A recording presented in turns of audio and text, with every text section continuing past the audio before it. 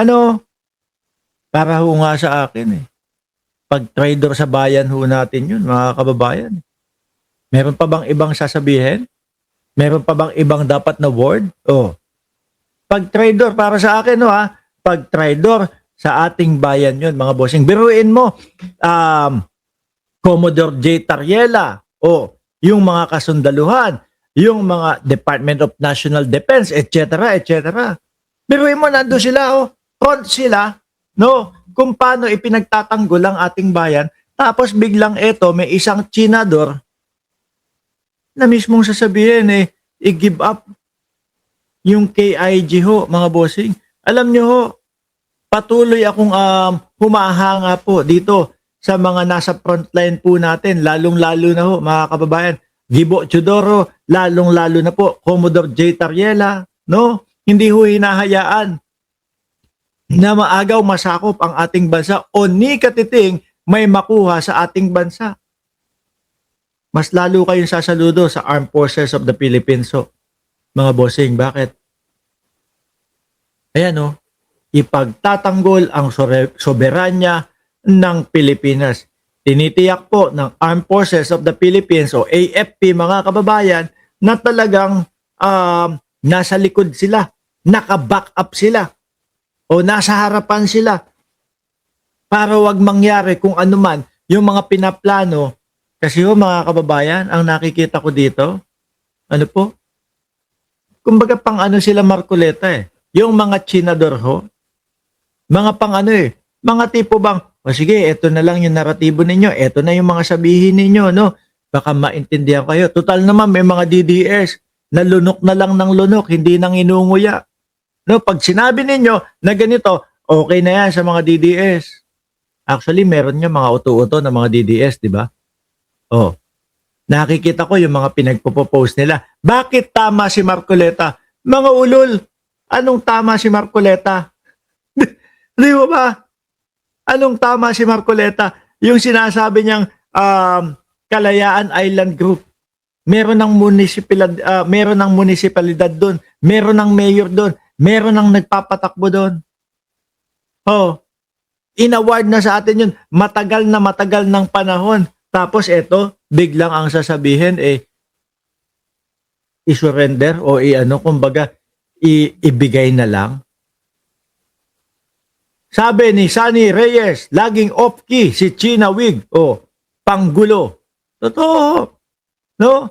Yung mga naratibo nila, mga kababayan, naratibo po ng China yan Yan po yung mga ipinapakalat ng China No? Kaya wag niyo ho naman sana akong sisihin kung isipin ko na umaabot yung sinasabi di umano na bayad ng China sa mga kapwa natin Pilipino dito sa mga senador na ito.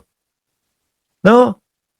Wag naman kayo magagalit, mga senador, sa nakikita namin at nakikita ko na mga kilusan at galawan ninyo at kung sino yung pinagtatanggol ninyo, napapaisip tuloy ako. Na baka totoo yung merong bigayan ng pera at umaabot sa inyo yung bayad ng China para kayo mismo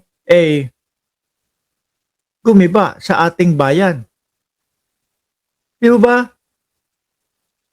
Pero wag ho kayong mag-alala. Ayan nga po ang nakasaad dyan sa balita na yan. Ipagtatanggol ang soberanya ng Pilipinas.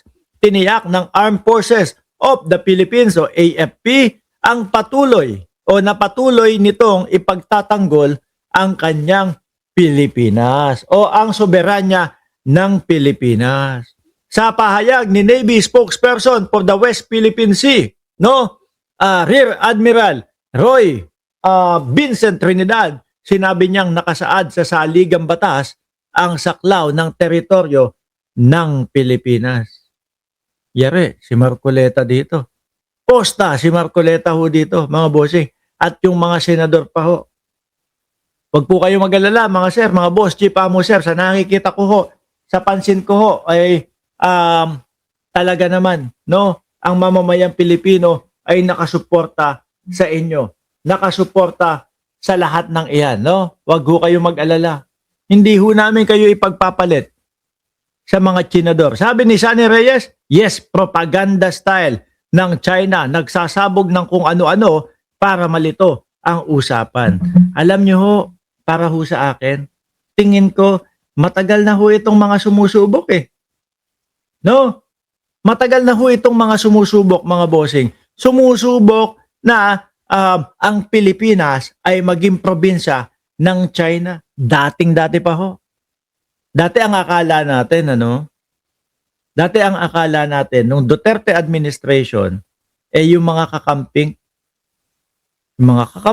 o yung mga tinatawag nating dilawan, yung nagpapakalat ng Pilipinas, probinsya ng China. Kasi iniisip ng mga kakamping na si Digong, inaasar nila, ganun.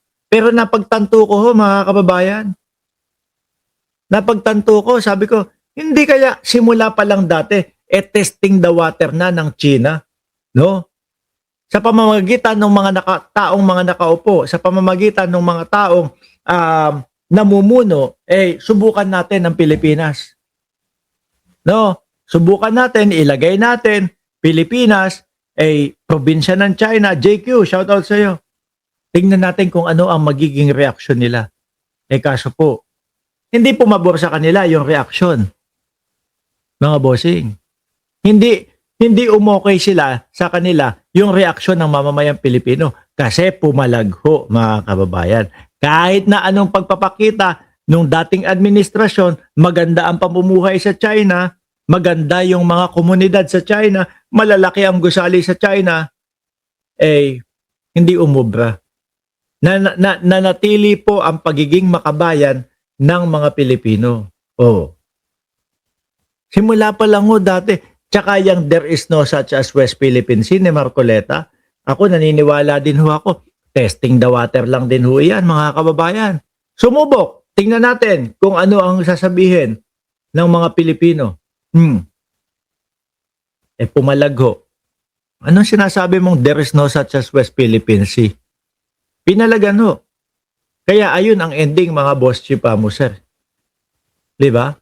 Pumambyo si Marcoleta. Sabi ni JQ, shout out back.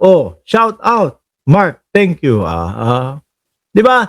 Sa pahayag, nasa na ba ako? Sa pahayag ni Navy spokesperson for the West Philippine Sea, Rear Admiral Roy Vincent, tama ba? Trinidad. Sinabi niya, nakasaad sa saligang batas ang saklaw na teritoryo ng Pilipinas. Kasama sa sinumpaan nilang poprotektahan ang Baho de Masinloc at Kalayaan Island Group, kaya't wala raw isusukong teritoryo. Si Marcoleta kaya, mga kababayan, no?